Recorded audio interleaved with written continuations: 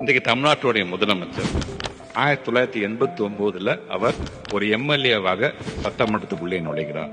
உள்ளே நுழையும் பொழுது ஒரு தீர்மானத்தை கொண்டு வர வேண்டும் என்று ஆசைப்பட. என்ன தீர்மானம் என்று சொன்னால், படிக்கின்ற பிள்ளைகள் எல்லாம் பஸ்ல போகும் பொழுது இலவச பஸ் பாஸ் அவர்களுக்கு நம்ம வழங்கிட வேண்டும். இப்படி சொல்லும் போது முத்தமிழர் கலைஞர் சொல்றார், மகனே சொன்னாலும் அதற்கு மானியம் இருந்தால்தான், அதற்கு பணம் இருந்தால்தான் திட்டத்தை செயல்படுத்த முடியும் என்று பேசுகிறார். உடனே நம்முடைய தமிழ்நாட்டுடைய முதலமைச்சர் அன்னைக்கு ஒரு எம்எல்ஏவா இருக்கும்போது என்ன பண்றாருன்னா, அங்க இருக்கின்ற மற்ற கட்சியினுடைய தலைவர்கள் எல்லாம், இந்த கட்சி அந்த கட்சி எல்லாம் பார்க்க அத்தனை கட்சி தலைவர்கள் தனியாக சந்திச்சு, நீங்களும் குரல் கொடுத்தீங்கன்னா இந்த திட்டத்தை நம்மளால் நிறைவேற்ற முடியும், முதலமைச்சர் கலைஞர் கண்டிப்பா சம்மதம் வாங்கிடலாம் என்று அவர் சொல்லுகிறார். எல்லா கட்சி தவிர ஏன் அவர் சொல்றது சரியாகத்தானே இருக்குது, கொடுத்தாதான் என்ன என்று சொல்லும் பொழுது, அன்றைக்கு அந்த இலவச பஸ் பாஸ் வந்தது.